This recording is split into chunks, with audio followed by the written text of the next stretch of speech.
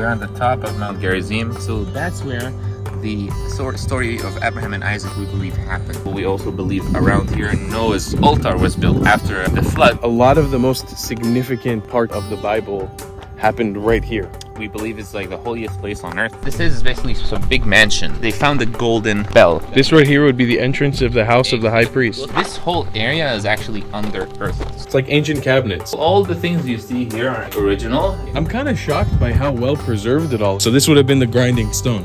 How would they have carried this? These are the walls of the Byzantine church. On Mount Ebal, it is believed that they found the altar of Joshua. Look at this place. Engineers would immediately recognize this. Wow, that's old, huh? It kind of looks like they fabricated the rock in here. This is like a big baptism station, huh? Shalom Abri, and welcome to, well, where are we actually? Right, we're on the top of Mount Gerizim. This is the archaeological site. So this would be the very top of our Gerizim. This is the peak. Okay, we have been hanging out for the last day or two with the Samaritan community here in Al Gerizim. This is my friend Abood. He's taking us around. He's a local guide here. He's an amazing guy. I'm also joined by the famous Moshe. Nice merch, by the way. Get it in the description. I don't know. I didn't say it. So what are we exploring right now? Because we just watched a 15-minute documentary about this place, and I'm kind of at a loss for words. Amazing. So this is basically the place where Samaritans do the pilgrimage 3 times a year. We go from the mountain, like from the neighborhood to the top 3 times a year, and we visit those important locations and important places where we believe some stories, for example, happen. Like you see the place over there, the place on the right. This tree that's fenced off? The tree, and also on the right side, you see the corner. So that's where the story of Abraham and Isaac, we believe, happened. Where Abraham almost sacrificed his son. Jewish people, like opposed from Samaritan to Jewish people, we believe that happened in the Temple Mount, right? Near Jerusalem. Yeah. Other than that, we believe also Jacob came here and he slept on one of the rocks and he woke up from the dream and he said that this must be the gates of heaven and the house of God. So that's also like one of the names for Mount Gerizim. And this is how you see, this is how Mount Gerizim is written in ancient Hebrew. And notice that it's one word, and that's because for us it's actually one word. There used to be some really cool ancient like wine presses, something like 1,500 years ago. There used to be 10,000 Samaritans living in this area. This goes to a period called the Hellenistic period. The mountain here is really good for vineyards. Actually, lots of people have grapes in their backyard. I saw like a lot of vines with grapes on them. You see, there's like a little bit painted to help you kind of like imagine how it looked like. The grapes used to be around, you know, the kind of like the mosaic place over there. So people would crush the grapes over there with their legs, and then the liquid would go down, and they would ferment it somewhere. Wine, thousands of years ago, was almost like having basically today's equivalent of petrol. It was really demanded. So making high quality wine was something of basically a symbol of a higher status. On the right side over here, that's one of the stations. Like we go around the Cantor, Khazan, and then we read specific passages. Every place that we go to, we read that specific passage that talks about a specific story that we believe happened in that exact place. Like for example, we also believe around here Noah's altar was built after the flood. In the Samaritan community, a lot of the most significant parts of the Bible happened right here. This is where we believe is like the holiest place on earth right now. And even to be more specific, the holiest point in the mountain is right behind you. This is where we believe the tabernacle of Moses from Mount Sinai was brought to. So we believe that Joshua brought the tabernacle. It was basically like a big tent, and inside the tent were the tools that were used in the tabernacle. This is the equivalent of what we believe was the Beit HaMikdash in Jerusalem. When you're Jewish, what direction do you pray to? Towards Jerusalem. Exactly. This is the spot where we pray towards. So this is the only area on the mountain where if we want to enter, we have to remove our shoes. This is like a painting of how Samaritans pray. Usually the cantor is in front or the high priest next to him. This is the entry to the place. My grandfather, the high priest, would be here, and the cantor would be up here, and he would be lifting up the Torah scroll and basically praying and leading the prayer towards, like, from the people who are basically praying here. So this is one station. You see all over here is one station where we pray towards this location. What this is basically some big mansions. I'm we're gonna take you to one mansion, one specific home that is believed to be or have been for the one of the high priests of the Samaritans. Might have been for a high priest families. First of all, it's super close to the holiest place for the Samaritans on earth. Second of all, it has oil presses, and there has been some also findings that were found. One of the coolest findings is that they found a golden bell. The high priest had a robe, and he had some golden bells at the end of the robe. The golden bells were like a kind of a sign that he's inside the tabernacle, inside the Holy of Holies, because basically when you're in the Holy of Holies, no one can see you. You have to kind of show that you're inside, you're alive. The robe at the end of it would have many bells, so whenever you're walking, you're making sound. This right here would be the entrance of the house of the high priest. This whole area is actually under earth. Still discovering. You see over there, they're still digging up.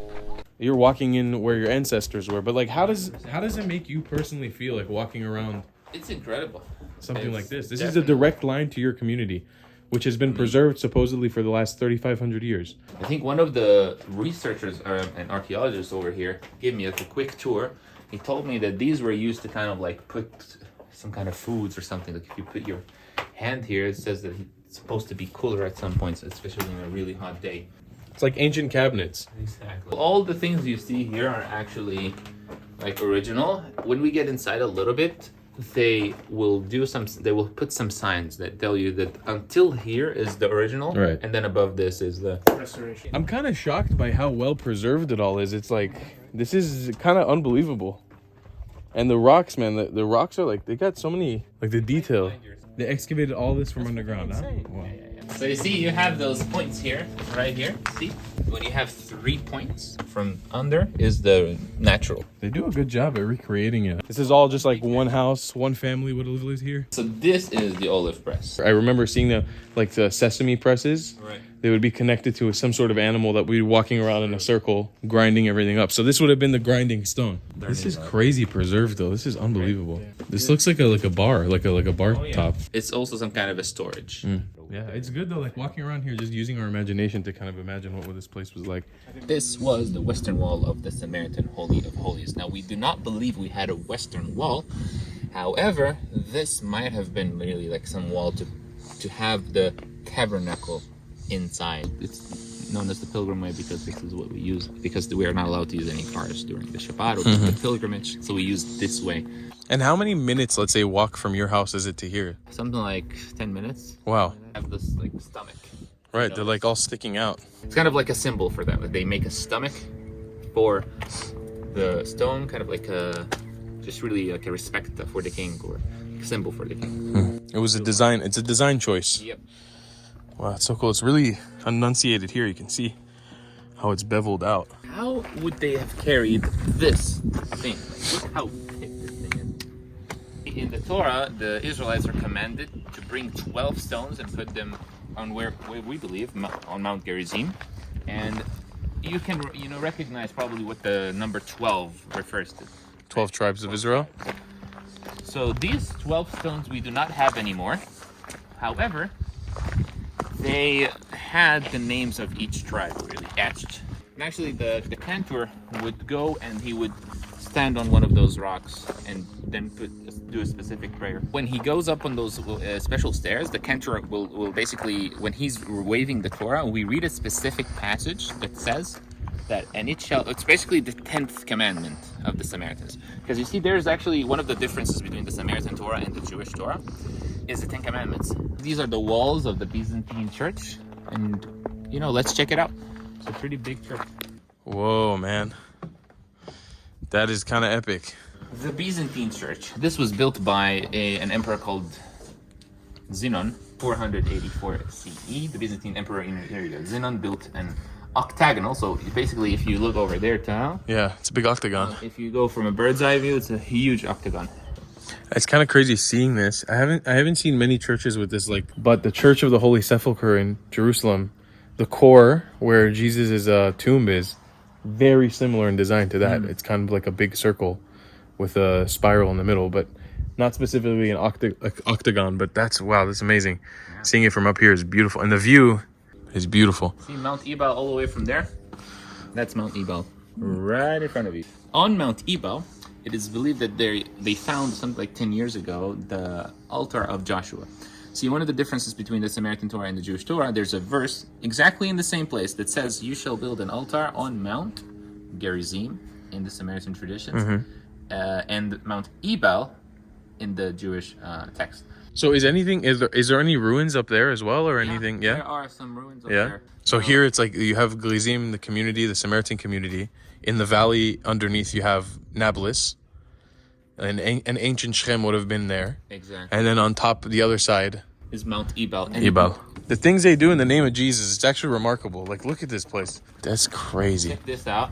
This is a known, like way to kind of hold those all of those stones. This is famous for, like, engineers would immediately recognize this. This specific rock would have been like, basically, you see the entrance up there? So it would have been like kind of like an arc. Exactly, that's the word. So this would have been an arc, and this stone over here would hold all the rocks around it, like on the right and on the left. Just one stone. If you put it, you don't need anything. You don't need to put any material. This floor is so well preserved as well. You see this pathway? Yeah. This is today's equivalent of a pipe, water pipe, because they had water and they wanted to move it all around. So this pathway goes down all the way under the floor. You see? And they would basically transition water all the way from to the other side. It's beautiful.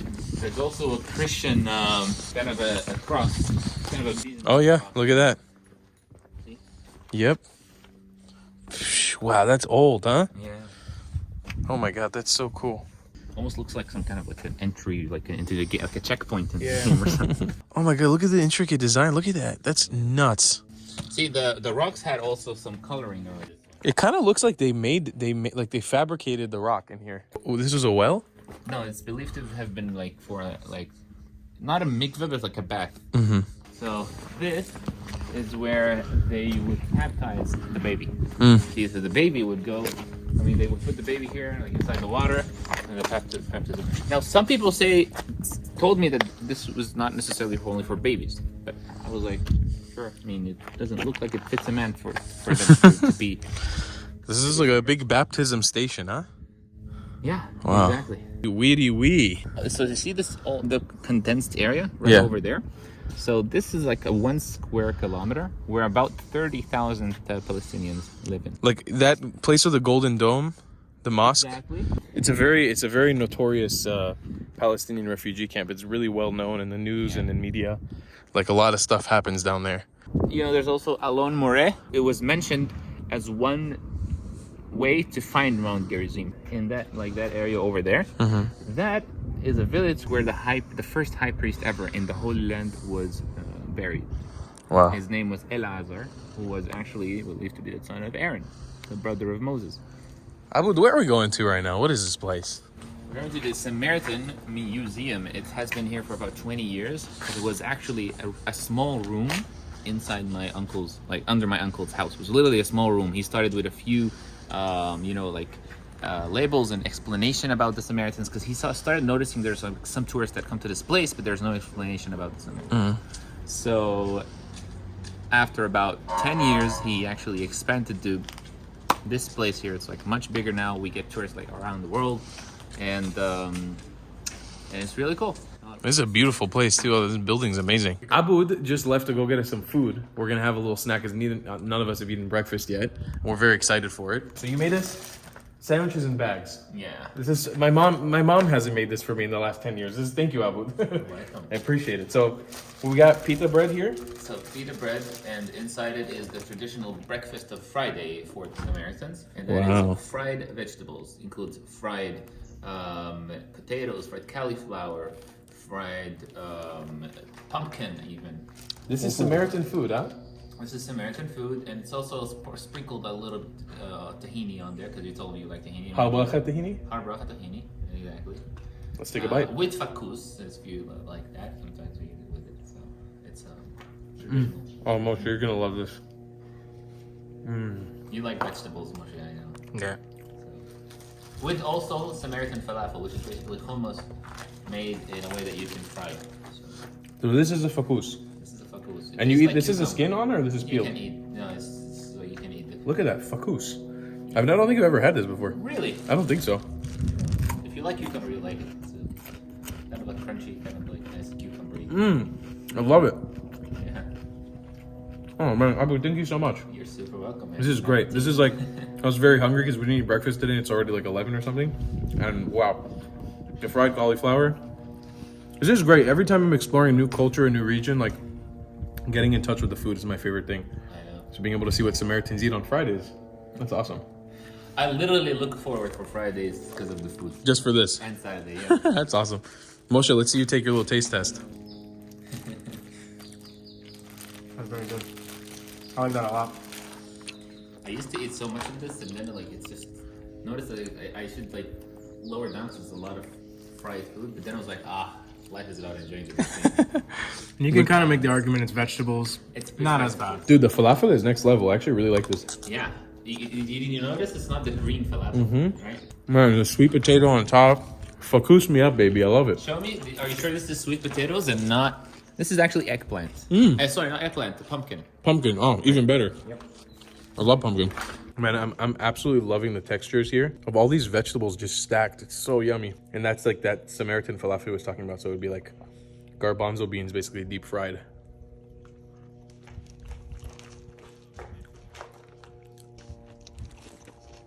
Being a Samaritan. Being a Samaritan. Some of that footwork. Oh. Oh. Being a Samaritan. Being a Samaritan. Falouche. Fakouche. The museum is pretty small, but the amount of information, the amount of new information people get here is amazing, and people always leave with more questions than answers. So in front of us is actually a template of the peak of the mountain, and it's also kind of like a art-history in a sense, because you see those white tents over here. These are just like kind of like when the Samaritans used to live in Nablus. We used to come up to the mountain at least 3 to 4 times a year, and it's basically the festivals. And we used to have those white tents, like live in them for about a week. So there's like 2 ways to go to the top of a mountain.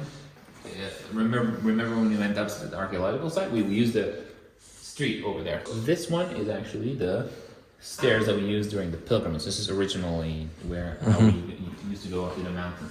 Byzantine church, the place where Abraham and Isaac's story happened, the tabernacle place, you see, so it's a... And here we have some photos of the pilgrimage. Notice like the priest with the... Remember I told you? It was like basically standing on one of those rocks and like waving the Torah. That's actually one of them here. Same as here. Notice how we also pray on the ground, remove our shoes when we go in the synagogue. Some photos of the sheep during the Passover ceremony. Wow, this is an amazing picture. Jacob, when he was receiving the blessings from his father Isaac, because notice how Isaac is actually kind of touching his hand because of like wanting to know if it's his twin or not, Esau. So this is basically Jacob after he tricked his first of all brother to sell him his firstborn rights, and second is that he tricked his father to take the blessings. On this moment, Jacob gets the blessings. And after he gets the blessings, he starts getting those weird visions and, all those like angels and things. And only then, after that, his name got changed from Jacob to Israel. This is where the name Israel comes from because he fought the angel. So it's pretty important. These are all ruins from the temple? These are not only ruins from the temple or not only Samaritan related actually. Some of them are just found around the area over here. The other ones were part of Roman walls, like either from a door. This one is a sarcophagus. Oh, it's like a sand dollar. That's crazy. Yeah. Wow. These are different manuscripts, Samaritan manuscripts, writings. This talks about Samaritan history, and it kind of like tells us who was the high priest in which year, what did he do, what happened during that year. Basically, contracts of a high priest who didn't want to be a high priest. So there were like some witnesses and people who said like, okay, so we witnessed this guy doesn't want to be the high priest. So this one was my great uncle, basically something like a year to write it. This is Samaritan book in astrology and astronomy. The Samaritans have this connection to astronomy and astrology, and what I mean by this is It's connected to also the numerology of words, the numerology of names. So, for example, Abraham, he could only bring Isaac when his name got changed from Abraham to Abram, because like some change in letters led to some changes in numerical values. Same goes for Jacob. Same goes for his Abraham's wife Sarah. His name was Sarah, but then it was Sarah. Most importantly, to calculate when is the correct date for each festival. And some Muslims come to us and want to know when exactly is Ramadan and other festivals, and super accurate. God created the heavens and the earth. He also created Adam, and Adam lived to be 930. He was 130 when he brought Shat, and you see the numbers on the right side are the ones that how old was this person when he died. So like this is all according to the Torah, all the numbers from the Torah. If you're the oldest of the Cohen family that live on Mount Gerizim, you will have your name here one day. That's my grandfather over here. He's the current high priest, number 137th. And one of the most historical stories that happened is the son of King Solomon, Rehoboam. He was basically at this time, the southern kingdom, Judah, was much stronger than the northern kingdom. It's just like economically speaking, politically speaking, they were stronger. It's almost like they were like controlling the north. So they forced higher taxes on the north, basically because the north was more in agriculture. Now here, Jeroboam, and basically the high priest at that time, and also like the leader at that time. Notice this is Shechem, by the way. You have Gerizim, you have Ebal, you have Joseph's tomb, yeah. So here he tells him, we do not want any part of your kingdom. You go and you just stay with one. This is one of the most critical moments in the Israelites' history, because here we know that they split to two kingdoms and they even became kind of enemies. You know what, for example, Beet means house. And it's believed that the house used to look like this. This was a courtyard and you would go inside. Bav or Vav is some kind of like some farming tool that used to be used. Vav. Dalet. What does Dalet mean? Door. So door handle. This is the first ever Samaritan typewriter that literally has the Samaritan letters etched here. So like you would like go and like use it. There's a tourist who came once and brought this out to life. She kind of worked like 2 hours on it. And I don't know how she knows about these things, and she literally brought it to life. The Exodus from Egypt. This is a map that was made by my uncle after 40 years of studying the Torah. He believes that because he studied the Samaritan Torah, that he has a kind of a different, accurate answer of how the Exodus might have happened. It's, basically Egypt here. You have the whole desert of Sinai. You have the Holy Land all over here. The place over here is Ramses, or Egypt, basically, where the Israelites were enslaved. The Exodus happened towards this area. So you see they went through this dry land, kind of like this dry land over here. They went through this dry land, and it's called Sukkot. Did you ever see a Samaritan sukkah? No. It's actually right above you. You can like look at it. Oh wow, really? Yeah, this is like in plastic, but we hang fruits for 7 days in the festival. Every family, creates their own sukkah, their own version of it, their own shapes. It's more like an eye, yeah. An eye. But the important thing is that we have to put specific fruits like lemons and pomegranates and citrus, the one in the middle. This whole thing is done for us to remember the miracle where God used to protect the Israelites with clouds from the heat of the sun. So, Do you also have like the three corners? Like the three walls? we don't have that, no. No, it's open? It's open. It's inside the house, actually. Okay. We started doing it inside the house. It used to be outside, but for some reasons we started to do it inside. It keeps it better. We sit under it and eat under it, not necessarily all day. I prefer to do it. I love the smell of this and the taste of the pomegranates after, and the lemons. We make juice out of it, so nothing is thrown away really. So that's Sukkot. They went back to Egypt to take Joseph's bones. It says that they forgot Joseph's bones here also. And they were also scared to go inside. That's one of the reasons. They were scared to go because they said that there's too many strong, nations over there. So they went back, they take Joseph's bones, and then Pharaoh notices that they are like confused, like where are they back? Okay, they're weak, they want to come back. So he sends his army. And then he goes through the story happened that the split of the sea. So some people believe it happened here, some people believe it happened here, other places. Now, my uncle believes that this is the place where it happened because the place is called Fi A'irat in ancient Hebrew, which means the mouth of the crocodile. So the split happened over here. It's also like a small area. Maybe it's more, kind of like logical that it's smaller. So then they go to Mount Sinai. That's where, also, Moshe, remember I told you about Rephidim? Right, the weak hands. You see the two swords over here? This is where the battle of the Israelites and like the Amalek happened. Wherever Moses' hands were up like this, the Israelites would win and have an advantage. And if his hands got weak, the Israelites would lose. So this place was actually called weak hands, literally like Rephidim. But in the Jewish text, it was missing a yud, which is a y, so that it became not weak hands, but weak blood. So there's a difference of what happened exactly. Continuing on, there's like the wandering that happened for 40 years until the newer generation came, literally like just wandering around until the new generation came, the old generation died out. Mount Aaron over here, where, Petra, if you've ever been to Petra. Yeah. And then, this is where the Torah of the Samaritans and even the Jewish Torah ends, really, like the first 5 books when they were just about to cross the Jordan River. Did you ever see how they make arak? No. Well, this is how we make it. This is there's something called, it's not something known to be Samaritan arak. It's really strong alcoholic stuff. We bring the grapes. Usually they're green grapes. That's how arak is made, from green grapes. And we put them and ferment them for about 2 weeks, some 3 weeks. And then we put them in this like big tank, and then we heat the grapes for a good amount of time until it's basically vaporizing. And the vapor goes through cold water, kind of like the distillation, I think it's called. And the liquid goes down, and we actually also use anise with it, which I mix. love. It's like, you see, that's how it smells. Arak smells like this, actually. I hate it. It's kind of like licorice. It's licorice. Yeah. So this is like 60% alcohol. This is also how we make the unleavened bread. The matzot. Our matzot is kind of different than the Jewish matzot. The Jewish matzot might look like biscuits in a sense, squares of biscuits. So this is really made as a way that, first of all, is just with flour. We make sure it doesn't, what's the word? Rise. Leaven or rise. Exactly. And the way we make sure is that we just use a little bit of salt and water, and we remove it pretty quickly. It's easy to see that why this qualifies as a matzah. This piece has been here for like a good amount of time, like something like a year.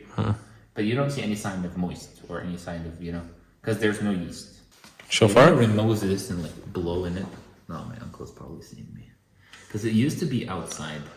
The shofar? Yeah. You know how to blow it? Yeah, I had some days where I was working in the museum, and there were days where no tourists at all. So one day I got bored. I was like, I want to learn how to play the shofar. And I searched the internet. And one day my uncle came and he saw me blow it. I was like, wait a second, where did you learn how to blow it? So ever since then, I was make tourists hear it a little bit. But then he decided just to put it inside. That's a beautiful shofar. That's a kudu, I think, no? Yeah. So basically, you see, this is what we wear during Shabbat, during festivals, during holidays. Specifically, if there's a prayer, a long prayer, we put the talit. This is the talit, the white one. You see those balls over here? These are usually 22, or the 22 Hebrew letters, right? Like a symbol for that. And the Turkish hat that we have, that we picked up from the Ottomanites. The original Israelite hat is this one. This is called the Misnefet. Really? So this is believed to have been since the priests, since the tabernacle. Well, Abood, we finished with the museum. You brought me to your family's house, right? This is your uncle's house? Yep. This is my parents. Yeah. Parents' house. And what is this? Right. This is also something that many Samaritans eat every single Friday of their lives. This is mluchia. Mluchia is made from the, how do you say the mluchia leaves? What are they called? I think it's is it not parsley? Spinach, the other kind. It's almost like the same family. Yeah, it's the same family as spinach. It's another one. But it's also it's also mixed with a water of chicken. How do they say it? Chicken broth. Exactly, and some garlic and some lemon and some rice. And this one over here is also one of my favorites. Basically, it comes like a big dish. I wish I could show you the big dish, but it's basically like potatoes with sweet potatoes and onions and a chicken and eggplant. It's really cooked. Like a bunch of roasted vegetables. And you'll eat this during Kiddush, during Shabbat? Just really before Shabbat. Before Shabbat, okay. Exactly. we don't have kiddush. We Right. just have like a little bit of tea and a little bit of cake after that. But really, this is like a feast we do before prayer. Amazing. Lunch. Really look forward to Fridays because of these foods, man. All right, so trying some more Samaritan delicacies. In the meluchia, I guess we just sip it up. Here she is. Look at that, my friends. Exciting stuff. Oh, nice. There's a lot of... Is it rice or bulgur? That's rice. Rice. Look at that. It's like a soupy rice. Mmm. Wow, so sour. Wow. Mmm. It's like unexpectedly sour in a good way. So Abood's saying to take a potato and dip it into the meluchia. Oh, well. You can just take the spoon and eat it like this. Let's do it like that. Yep. Mmm. Samaritan Sinia. Mmm. Excellent. It's so good. This is something like what my mom would make on Shabbat. Exactly. This chicken right here is sourced from where? Like, where do you get this chicken? We have a Samaritan butcher, actually. A Samaritan butcher. Yep. And prices wise, are they way more expensive than like a kosher? A little bit more. Mm-hmm. You know, he's the only butcher, so if he's off work, like someone has to replace him, or else no one's getting meat. Right. And the same goes for the ones in Tel Aviv. If they don't have a butcher over there, they might come over here to take their chicken or meat. You know? So essentially, there is only one butcher that butchers the chickens and the beef and everything. Yep. Right. One and his son. So If there's anything I've learned from Samaritan food, 10 out of 10. simple but delicious. It's always like that. It's not something that I wouldn't eat with my family, but knowing that you guys make this every week, the same and having that tradition is awesome. Super good. The only like downside about it is that it's so tasty that I eat too much and I get knocked out like sleep till Shabbat comes. All right, guys, so that's another video done here in the amazing experience of exploring the Samaritan culture and life. Abood, thank you so much for hosting me and Moshe. You're super welcome. I appreciate it. And where can people find you? You have the YouTube channel that I want to start working on. There's also the documentary on the YouTube channel. Check it out. It's a pretty cool one on the Samaritans. And there is the Open Peace podcast where we also talk about important topics that hopefully will lead the world to a better place. So check that out. Yeah. And Abood also does tours, so I'll leave all links down below in the description. If you guys want to do a tour with him, want to book someone, you can get in contact with him. I'll leave that link below in the description. If you obviously want to support this channel, you become a member by joining the channel down below in the description. Buy some merch. Buy some merch. Really a merch? This is my merch, Traveling yeah. clap? This is traveling clap merch. Oh, I want one. We'll get you some. We'll get you some for sure. Awesome. And I'll see you guys in the next one. I love you long time. Goodbye, Clats.